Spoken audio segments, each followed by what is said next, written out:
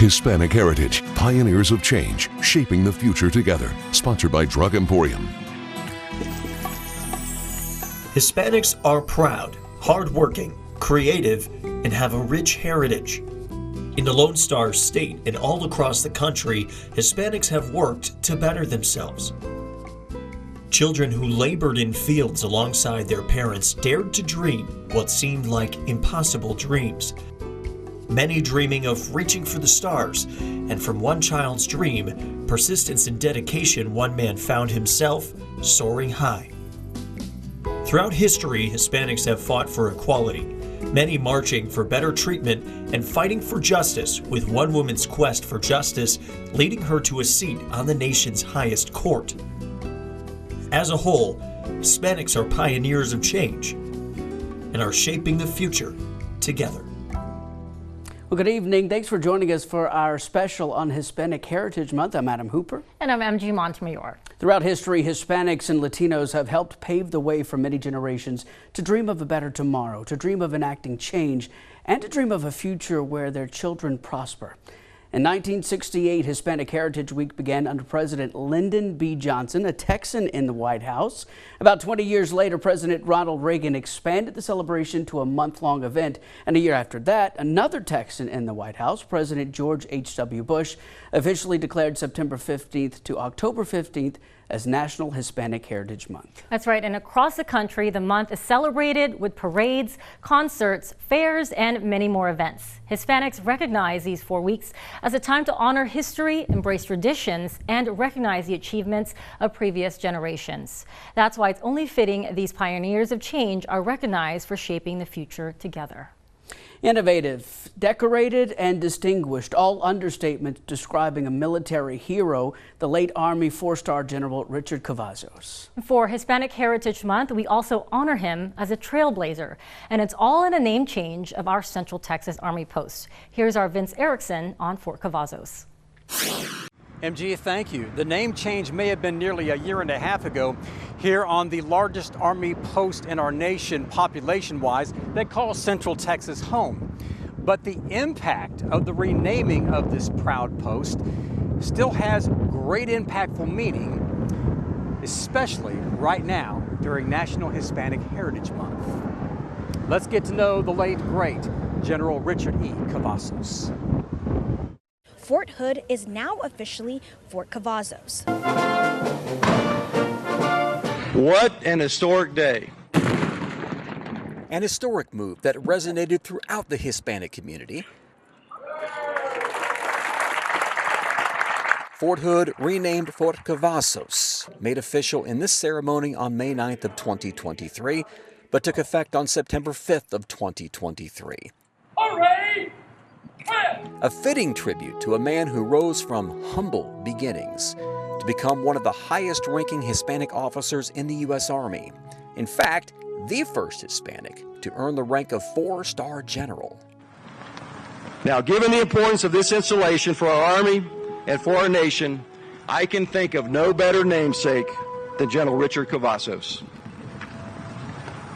Now, I did not know General Cavazos, but I wish I had. Born in Kingsville, Texas in 1932, Cavazos was one of 11 children. Growing up during the Great Depression, he faced significant challenges, but overcame them through hard work and determination.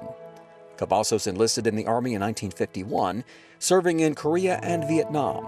His exceptional leadership and combat skills earned him numerous awards and promotions, most notably the Distinguished Service Cross Citation and Silver Star during the Korean War in 1953, his second Distinguished Service Cross Citation during the Vietnam War in 1967. He became the first Hispanic to earn the rank of Brigadier General in 1976, and the first Hispanic to become a 4-star general in 1982. General Cavazos would retire from the U.S. Army in 1984 after 33 years of distinguished service. Applause for a career of hard work and perseverance. Anyone can achieve their dreams, and inspiration to many who took a similar path. And I also want to point out that I myself, as a Texas native, grew up in El Paso, of similar Mexican-American heritage who also understood what it's like to grow up in these communities and to be a part of them. So it's a real privilege for me to be a part of honoring somebody with such a similar background. And honoring the late General Cavazos for the authentic man he was. And although General Cavazos is certainly worthy of all the pomp and circumstances of this special day, his family made very clear to us that he would have never wanted this recognition. He knew that there were many other deserving heroes whose names will never adorn an Army base and who never made it home from Korea or Vietnam. But this, in many ways, was who General Cavazos was. Selfless, without condition, motivated by a deep love for his family, his soldiers, and his country. And those values live on. And as we reflect on the life and legacy of General Richard E. Cavazos, we are also reminded of his unwavering commitment to service, his courage in the face of adversity, and his long-lasting legacy and impact on not only the military community, but the Hispanic Latino community as well. On for Cavazos, I'm Vince Erickson. MG, back to you. Thanks, Vince. General Cavazos died at the age of 88 in October of 2017 and was buried with full military honors at Fort Sam Houston National Cemetery in San Antonio. That's right. Fort Cavazos is the U.S. Army's premier military installation where our troops train and from where heavy forces deploy. This historic post was established in 1942 because land was needed to train troops for mounted warfare that was brought on by World War II.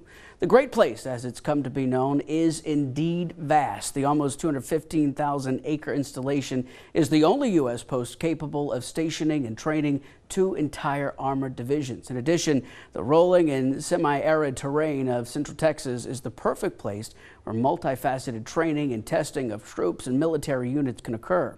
The 340-square-mile area of Fort Cavazos is located in Bell and Coryell counties and is home to nearly 65,000 soldiers and their families.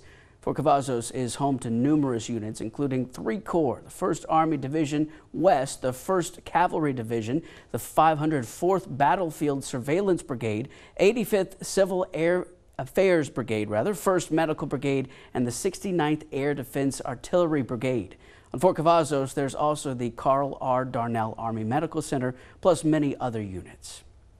As another Hispanic Heritage Month winds down, many Hispanic Americans are reminding people that Hispanic history should never be forgotten, regardless of the month. That's right. Fox 44's PJ Hessner spoke with the museum chairman of the Waco Hispanic Museum about how he intends to keep that history alive.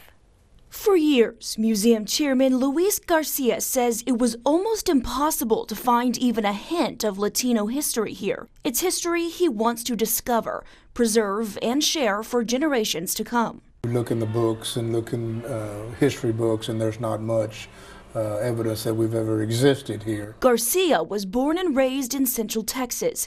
His lifelong mission is telling the stories about Waco's Hispanic community. But that's going to take time, and that's what needs to be done. In 2016, the Hispanic Museum opened its doors. Locals donated items from Latinos who settled in Central Texas many decades ago. The Hispanics owned this territory back in the days when Mexico owned the territory in the 1700s, 1800s.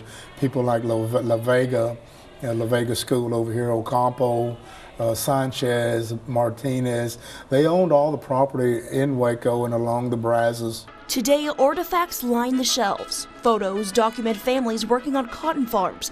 The vibrant mariachi jackets and pants fill what were once empty walls, all unraveling stories of Waco's past. A photograph, speaks 1,000 words, and so we still have a lot of photographs that we need to identify and put names and numbers with, and so I think that would tell the story more than anything in the few articles that we may have collected. Garcia is proud to know he's one of the first to document this history. Special place to me, with all the hard work that I've done and all the people that I've talked to, is very important. But his work isn't done. He's on a mission to uncover more Latino history.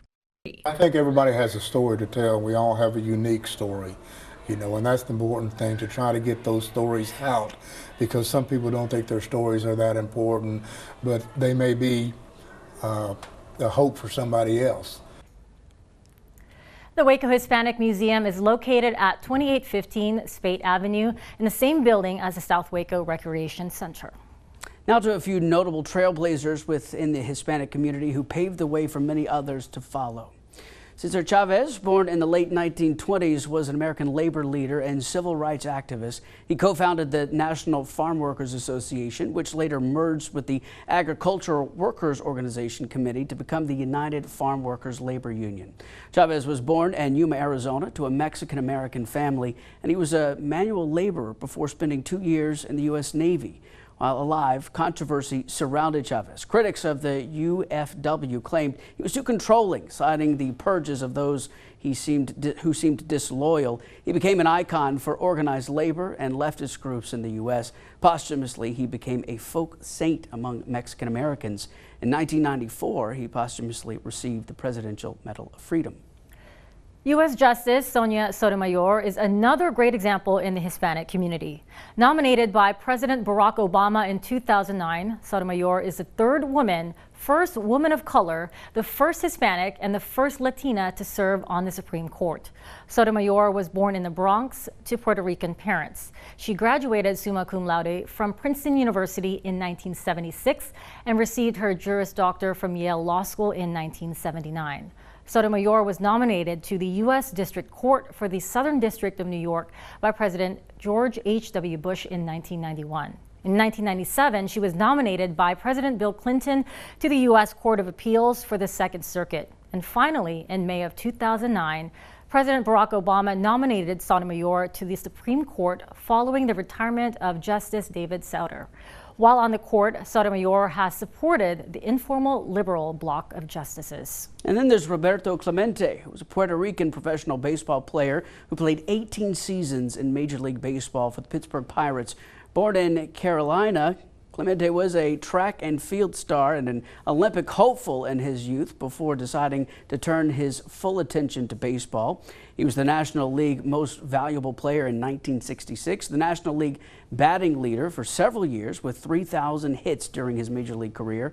Sadly, the two-time World Series champion died in December of 1972 while working to help people in need. A plane he had chartered crashed while taking emergency relief goods to the survivors of a massive earthquake in Nicaragua. In 1973, Clemente was posthumously inducted into the National Baseball Hall of Fame, becoming the first inductee from the Caribbean and Latin America. Coming up, we tell you the story of one Waco PD officer who never believed he'd get to don the badge. Also, we share the story of a 5-time Grammy-winning Central Texan who's become a legend in Tejano music. You're watching Hispanic Heritage, Pioneers of Change, Shaping the Future Together. Brought to you by Drug Emporium. Hey, welcome back. The mission of the City of Waco's Police Department is to provide police services with integrity, professionalism, accountability, and respect. Officers preserve life and property and enforce the law with the framework of the Constitution. That's right. In addition, police officers work in partnership with the community and are good stewards of the public's trust and resources. The men and women in blue who take the oath to protect and serve do so knowing they will perform valuable services that will improve the quality of life for thousands of people. One of those men proudly wearing the badge is Manuel Esqueda, or Manny as he's known by his friends, has learned that being Hispanic is helping him work his beat because he's able to communicate with some people in their native tongue. It takes a lot of courage to put on this uniform. Buenas tardes. Manuel Esqueda of the Waco Police Department never thought he'd have that honor today. That's not possible. I'm probably going to be something else.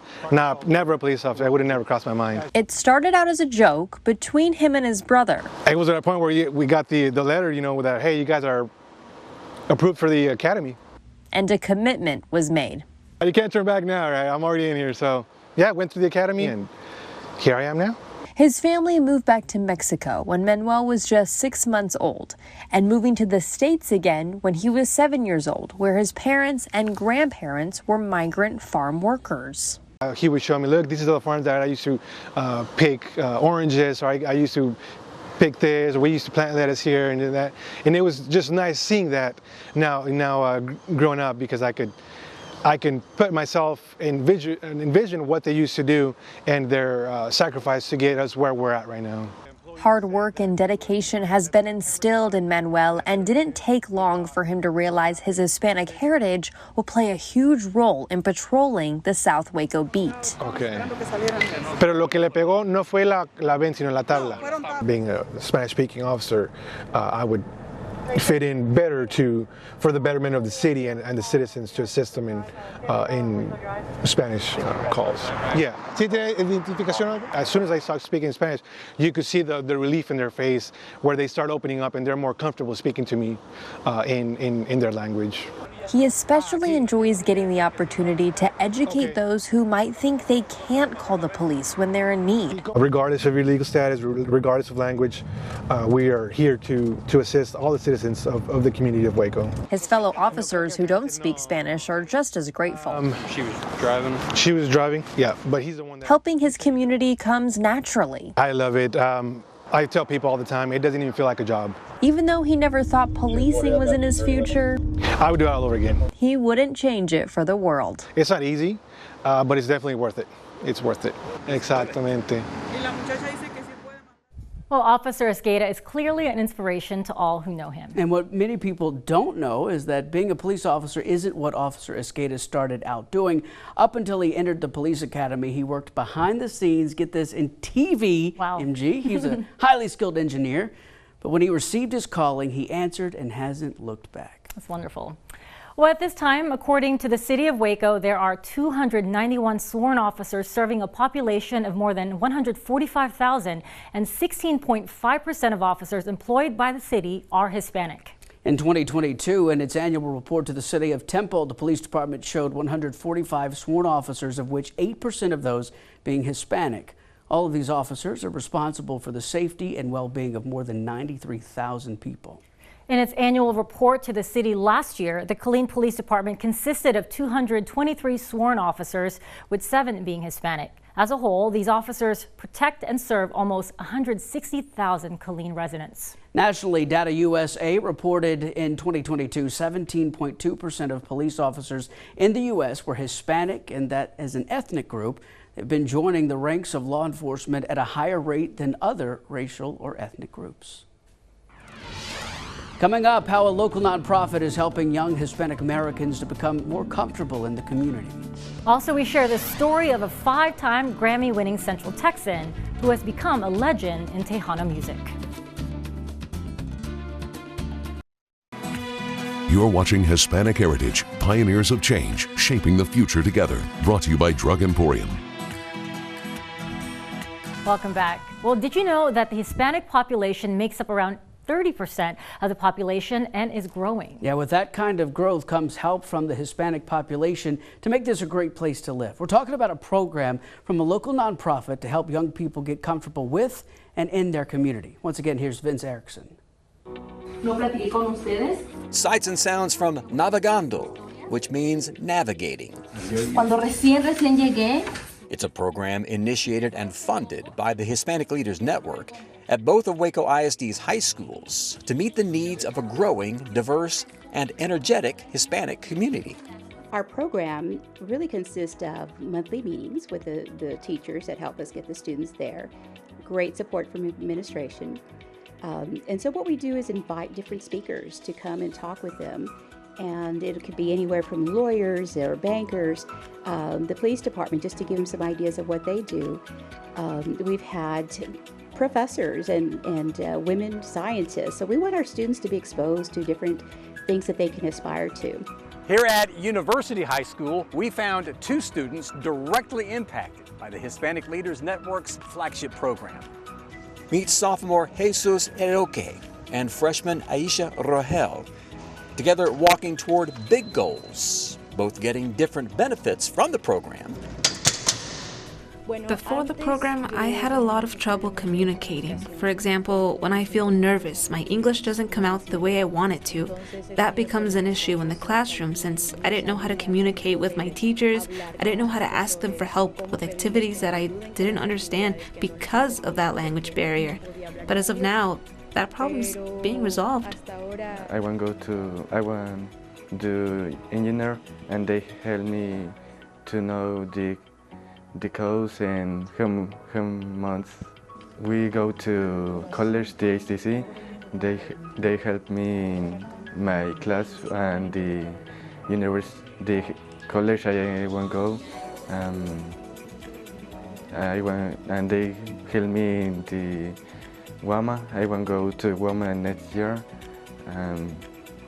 They help me a lot in this class. Oh, definitivamente se parece. Oh, qué bien. As a principal, it makes me feel as if my job is being met, which is to meet the needs of our students. We have students that can relate to people that come in, that have expired or even come from backgrounds that they've experienced and gone on to do great things within the community in which we serve. Con un caldo café que no se miraba que era. When they get to see these speakers, they're Latino speakers, they're Spanish speakers.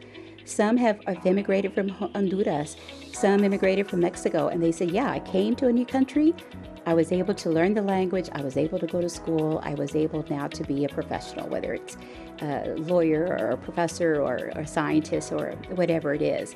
So you're not limited. And these are very empowering stories that gives the students a chance to say, hey, you know what, I did it, they did it, I can do this. So that's what we want. We want them to just explore the possibilities. ¿Quién falta que ya? Possibilities, the students say, center around being their authentic selves and belonging. The best experience I've had so far, well, that I've made lots of friends. Even now, those who speak English are engaging with me, and I'm able to communicate back and create friendships. They are interested in talking to me, and that's an incredible thing. They prepare me for my future, and the money I like too. We're sowing seeds. The journey is theirs, but we want to give them the tools, we want to give them the resources, we want to give them that,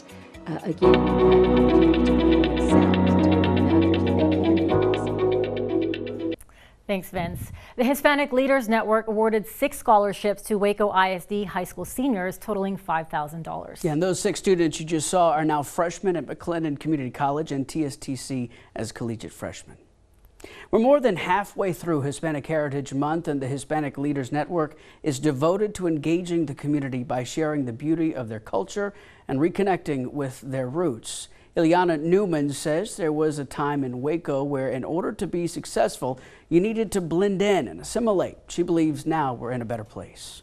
Our community has been through a lot, some really tough times, but it's a community that's founded on strength and resilience, because what we bring to the table, what we bring to the bigger community is, again, a tradition of strength, resilience, family, love, acceptance. This isn't about one community being better than the other. This is about all of us having gifts to share. She says the culture contributes even more love and energy to the community and is something they welcome everyone to.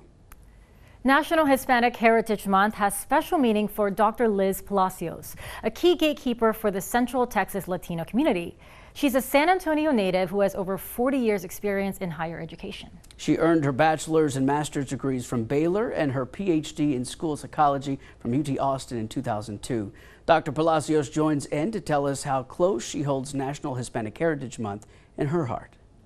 So Hispanic Heritage Month means a lot to me and many of my family and friends. It's a chance to celebrate who we are, to bring in the richness of what we bring to our communities, to bring in and appreciate our language, our foods, our culture, our celebrations, whatever that we do.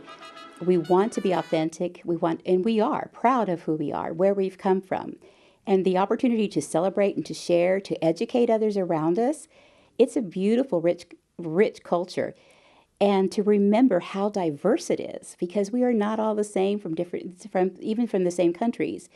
So to learn and to create curiosity, with the people around us who don't know and understand who we truly are. There's no one way to be Hispanic or Latino. There's no one way to present. So that's why it's so important during the celebration and throughout the year is to get to learn about each other, to ask questions. No assumptions, no presumptions, just an opportunity for the month to celebrate through music and food and different events. So hopefully you will have an opportunity to go and to learn more about yourself, to learn more about different cultures, and definitely come away with some exciting and pride and understanding of what it's like to be a Latino in our community. Another well-known contributor to the Hispanic community is the League of United Latin American Citizens, or LULAC. LULAC was founded in 1929, making it the oldest Hispanic civil rights organization in the U.S. The League was created at a time in our country's history when Hispanics were denied basic civil and human rights, despite contributions to American society. Locally, the Syntex Hispanic Chamber of Commerce strives to unite the Hispanic community here in Central Texas. Since their origin in 1975, chamber members and volunteers focus on promoting the economic, educational, and social development of the business community in Waco and all over Central Texas. The Hispanic Women's Network of Texas, or HWNT, has been supporting Texas Hispanic women since 1987. Beginning in Dallas, the organization has been involved in the mobilization of hundreds of women seeking to make a difference in their respective communities. And decades later, HWNT members continue creating positive change through volunteer programs and partnerships, advancing educational, cultural, social, and economic needs. Coming up, we share the story of a 5-time Grammy-winning Central Texan who has become a legend in Tejano music. We share the story of a Mexican-American man who shot for the stars and made a huge impact back home. You're watching Hispanic Heritage, Pioneers of Change, Shaping the Future Together. Brought to you by Drug Emporium. Music holds the key to many things: inspiration, hope, and the ability to bring back memories with just a simple melody. For one Waco radio station, giving the Hispanic and Latino community those feelings became their central mission nearly 2 decades ago. Bakarim has the story.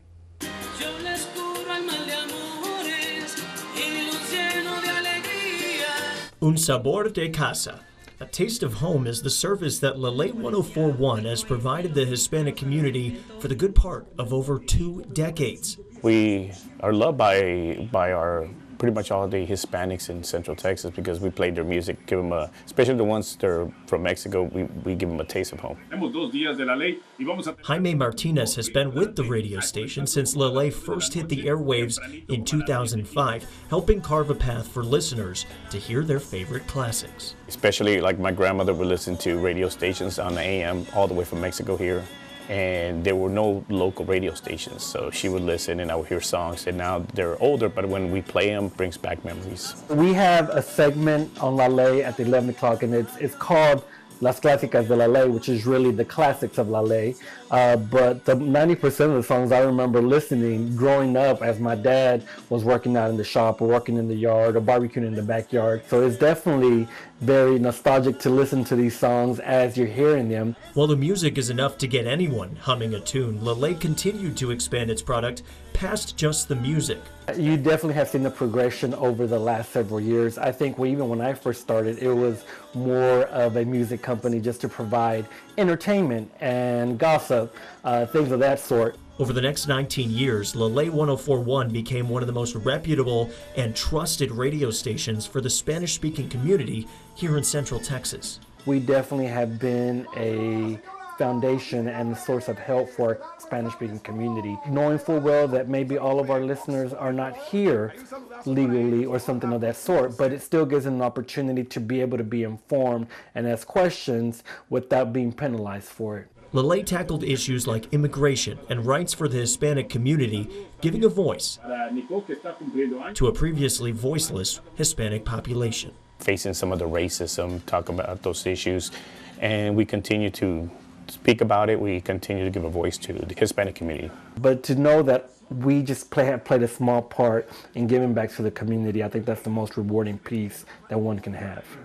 So as we continue to celebrate Hispanic Heritage Month, Lele 104 asks you to come together, turn the radio dial, and escucha la música.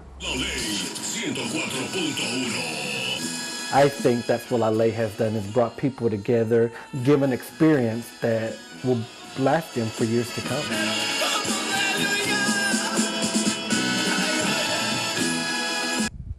Amazing.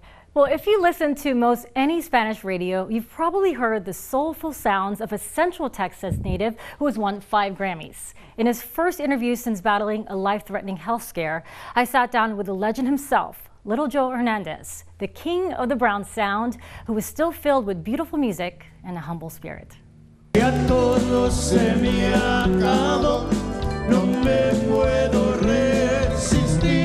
I had no idea when I recorded that song the impact that it would have in my career. That song, Las Nubes, catapulted Little Joe into icon status. Si voy a seguir sufriendo, if I'm going to keep on suffering, mejor quisiera morir. I'd much rather die than to continue suffering. It's a tribute to working class people everywhere. It's a song about anguish and reviving the soul and determination and resilience. It's a song about his family, his community, his life. Si voy a seguir sufriendo, mejor quisiera morir. All the humility, humiliation that was cast upon them, the discrimination, segregation, and racism that they had to endure, my parents, so that I could have something better than they did. I was born in a 3-wall car garage, third floor, so that's a long ways up. He says life was hard, but beautiful. It's what made him who he is. Picking cotton right alongside his parents, Salvador and Emilia de Leon Hernandez, who taught him the value of hard work. Seeing my mother picking cotton when she was pregnant, as a kid, I thought, well, that's the way things are, and I never felt poor. It also gave him the strength to fight back against all the negative noise coming from outside his community. We, the dirty, lazy Mexicans that I was called as a kid, look at construction, look at the buildings that La Raza have built. We built this country, we helped build this country, and we're still lazy Mexicans. That passion is where his music comes from. I was raised in a totally black neighborhood. All the music I heard from the bars and from in my friends' homes, which is black music of the times. That's part of my DNA. And then there's his family. Being one of 13 children, La Familia has always been a huge influence. My older brothers would buy records from the 30s, from the jazz bands, from the swing bands, from the orchestras. You put it all together and it became clear a career in music was inevitable. At 13 years old, Little Joe became a part of his cousin's band, Little Joe and the Latinaires. Then in 1959, Little Joe y La Familia was born, where those early years of beauty and hardship in Central Texas turned into Grammy gold. Is there something, a line or a lyric that maybe has never been recorded that you could sing or say? Well, yes. I'm glad you asked. I was in London, and I flashed back from the cotton fields. This little country boy in downtown London. Now I'm here in London town. I'm alone, but I'm not down, 'cause my heart is still with you. That happened there. And beautiful. And you've never recorded it? Yeah, I've never recorded it. Now at 83, we are reminded that huge heart of his is still human. This is his first interview since emergency heart surgery in August. Are you feeling okay? What's your status as far as post-surgery? They discovered I had a blockage in one of my major arteries, 96 to 99%. From the stress test, they took me to surgery, and I have an implant. A stent was placed in me. But I'm feeling well. Good enough to dance, in fact, appropriately in the city where he grew up. 5 Grammys and 70 albums later, Little Joe has never lost that humble little boy. Whoever thought I'd be dancing with a beautiful girl in my backyard? Oh my God, you're amazing, Little Joe. Born in a Central Texas garage, a life and a heritage he couldn't be more proud of. The Tejano music legend dedicated his first Grammy to his brother Jesse, the biggest motivator in his career, who passed away when he was just 20 years old. Little Joe was also recognized in 2023 as a National Heritage Fellow by the National Endowment for the Arts, the nation's highest honor in the folk and traditional arts. And of course, when talking about Hispanic music, you can't not bring up the Queen of Tejano herself, Selena. Born in Freeport, her contributions to music and fashion made her one of the most celebrated Mexican-American entertainers of the late 20th century. In 2020, Billboard magazine put her in 3rd place on their list of greatest Latino artists of all time. Her hit songs Como la Flor, Baila Esta Cumbia, and of course, Bidi Bidi Bom Bom shot her to the top of Billboard's Hot Latin Songs chart, with 7 of her songs earning the #1 spot. Her life tragically came to an end after she was shot and killed by Yolanda Salvidar in Corpus Christi at only 23 years old. And from one famous Selena to another, Selena Gomez is a household name to many of us. The Grand Prairie native has made headlines over the years due to her acting and singing careers, the announcement of her lupus diagnosis, and most recently becoming a billionaire. Gomez began her impressive career in 2002 on Barney and Friends, but her breakout role would come from The House of Mouse as teenage witch Alex Russo in Wizards of Waverly Place. And the former Disney star is currently playing a lead role in the Emmy-nominated series Only Murders in the Building, alongside acting legends Martin Short and Steve Martin. And now going back to Tejano royalty with El Rey de Rodeo, Emilio Navarra, better known as simply Emilio. Born in San Antonio, Emilio was raised on both Tejano music and American country music, listening to legends from both genres like Willie Nelson, George Strait, and Little Joe y La Familia. Emilio was often referred to as the Garth Brooks of Tejano and even put on a few country albums. His most well-known song, It's Not the End of the World, is from one of those albums. From music stars to the stars above, during the late 1960s and into the 70s, Jose Hernandez had one dream as a child, and that was to become a NASA astronaut. But belonging to a family of migrant farm workers, his dream seemed as far away as the stars he longed to visit. That's right. Eventually, Jose graduated from high school and later also became a college graduate, but he was still holding on to his childhood dream of reaching for the stars. While it took him a dozen times to be accepted into the NASA's space program, Jose Hernandez, his will and determination didn't let rejection after rejection stop him. And remembering his Hispanic roots, he dug deep and persevered, finally achieving his goal of wearing that NASA spacesuit. While never forgetting his past of working in the fields of California, his time in Texas clearly molded him into a pioneer of change as she shaped the future for future generations. So, what's your big goal, dream? I want to be an astronaut.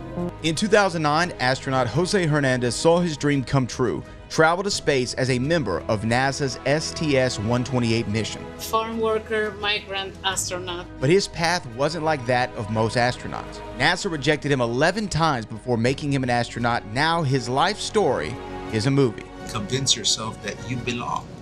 And because that's what I did. I would convince myself, yes, I belong here. I just gotta work hard, but I belong here.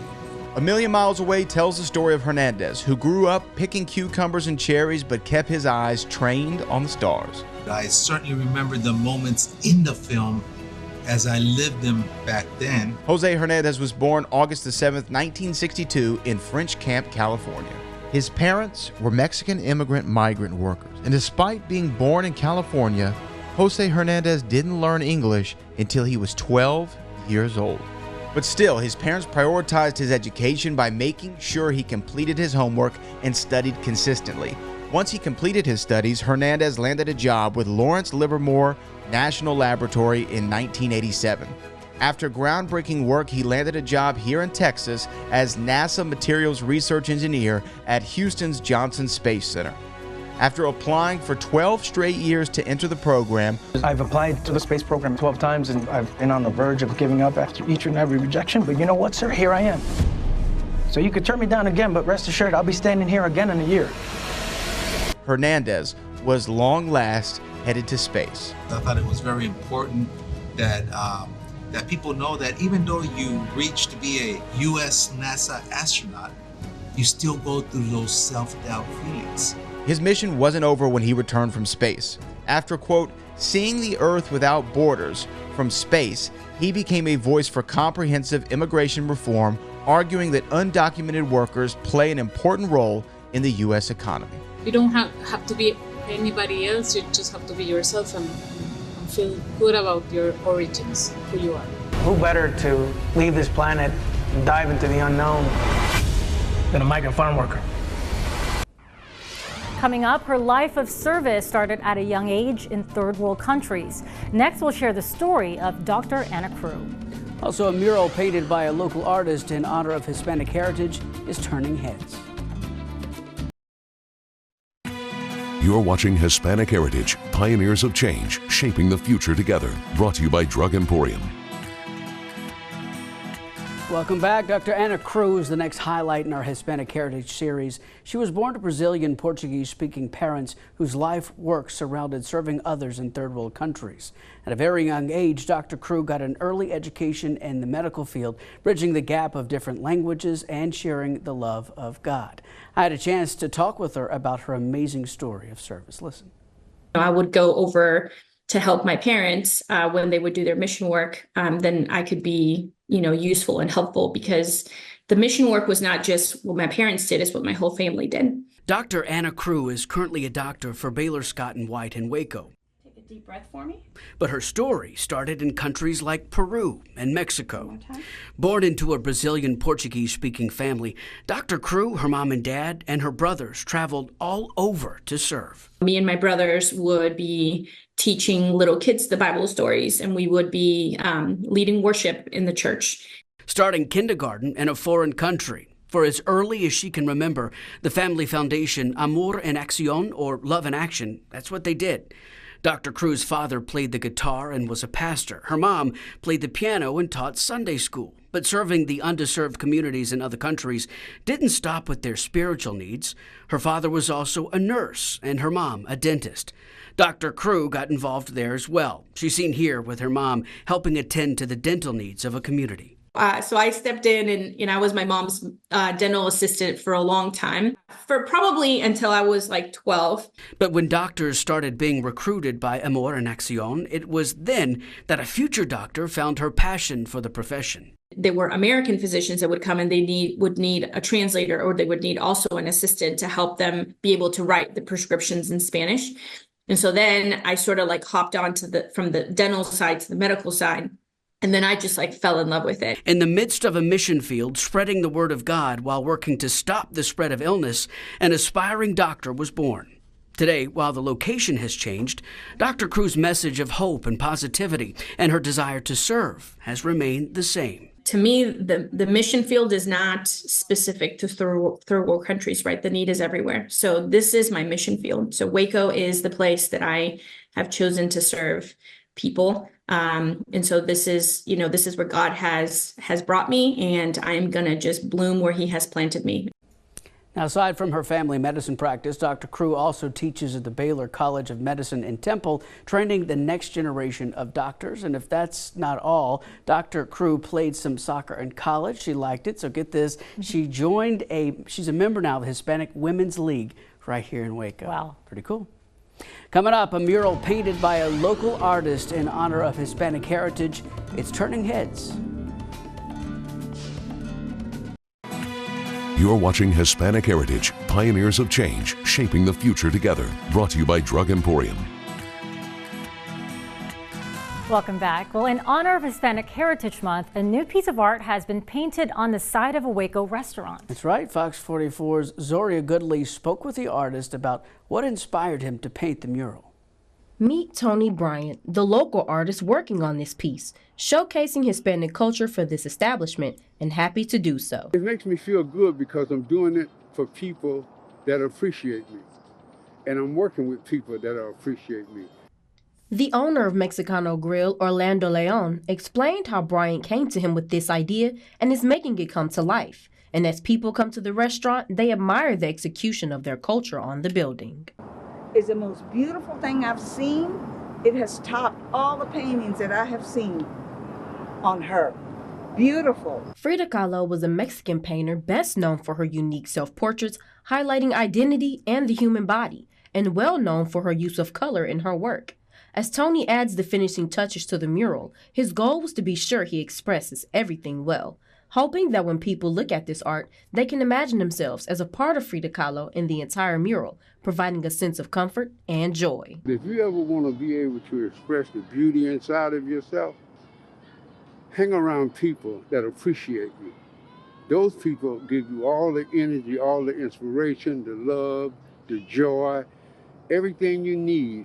And surrounding himself with those type of people is what got Tony to where he is today. As a child, his aunt would have him paint pictures around the house, sparking the inspiration to become an artist. I used to paint pictures for her in the middle of the floor. And from then on, it just became a hobby, and then it turned into a career. Tony attended art school in Atlanta, Georgia. His work is now spread across Texas and eventually brought him to Waco, where his first murals were for another local restaurant. He allowed me to use his building to display my art, to show the different styles and techniques that I could do. And every time I would paint something, someone would go by there and see it, and this is the result of it. By creating this mural, Bryant wanted to show the importance of acknowledging and appreciating all cultures. Well, the mural is now complete for locals to observe and appreciate. I still got to go check that out. Yeah, that's beautiful. It looks just like Frida Kahlo. It sure does. Amazing. I always wonder how people take a picture and then blow it up and put it on the side of a wall, and it still looks beautiful. I know. It's just amazing. Her eyebrows, he got the whole look. I love it. The whole look. And I like what he said. Surround yourself by people who appreciate you, and you'll be successful. I like that. So we can certainly appreciate all of the contributions and influences the Hispanic people have made throughout history. From seeing footprints and hearing their melodies in the areas of arts and entertainment, to their important advocacy work, to savoring traditional foods, and so much more. And you got to dance with a 5-time Grammy winner. What Isn't do you he think amazing? about that? Amazing. This guy still has moves, and he performs once a week still. He goes on tour. Even sang for it. Got a little private show. Yeah, a little private show. You got the good story in this one. It was amazing. It's so much fun, but you know, we'll have to meet him together. He's like just the most awesome, big-hearted guy you'll ever meet. He looks like a hard worker, too. A hard worker. You know, he never left Texas. He was like, I'm not moving to California. I'm staying put here in Temple. That's my roots. You got him to sing a song that he never recorded, so.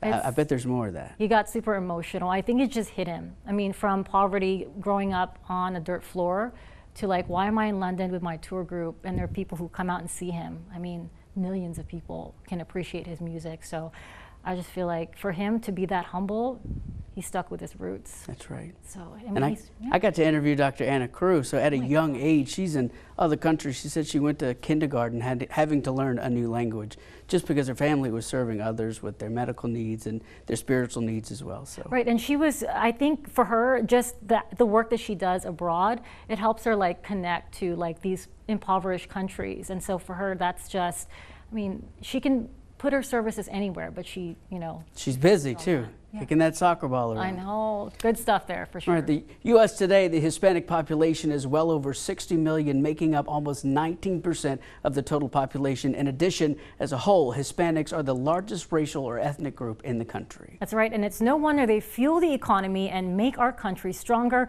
by being pioneers of change who are shaping the future together so future generations can thrive as entrepreneurs or any other profession they dare to dream of conquering. Thanks for joining us.